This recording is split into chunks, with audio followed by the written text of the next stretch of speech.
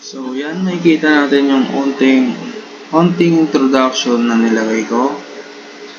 Muna natin gagawin para sa mga shortcut is Control A. Yan, makikita nyo, na-copy niya lahat ng mga text na nakalagay. Para naman burahin lahat ng text na nandyan is i-ano naman natin siya, Control X. Yan, mawawala lahat ng letter. Para naman ibalik natin, kasi na-copy na natin siya kanina, i-Control B. Yan, papakita ulit siya. Para makopy ulit nga natin, tulad na sinabi ko kanina, is Control A. Para maka-shortcut pa rin tayo. Ang gagawin ko naman next is, i-bold ko lahat ng letter niya para medyo makapal yung mga letter niya dyan. Control B naman ang gagamitin. Yan, tignan nyo, kakapal yung mga text na nakalagay.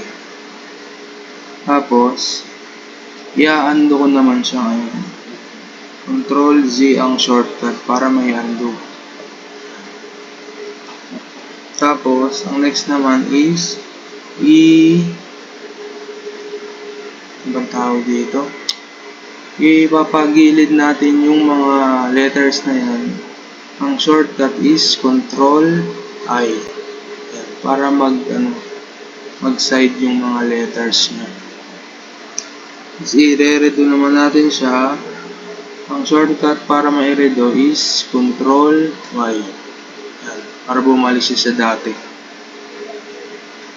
Ang next naman natin gagawin is lalagyan natin ng underline yung mga text. Ang shortcut naman is Control U. Yan, papakita lahat ng underline.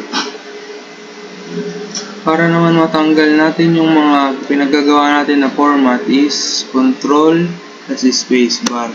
Yan, magiging plain text na lang siya. Pagkatapos nun, kung gusto niyo naman gawing capital letter yung mga text nandyan is Control, Shift, tsaka A.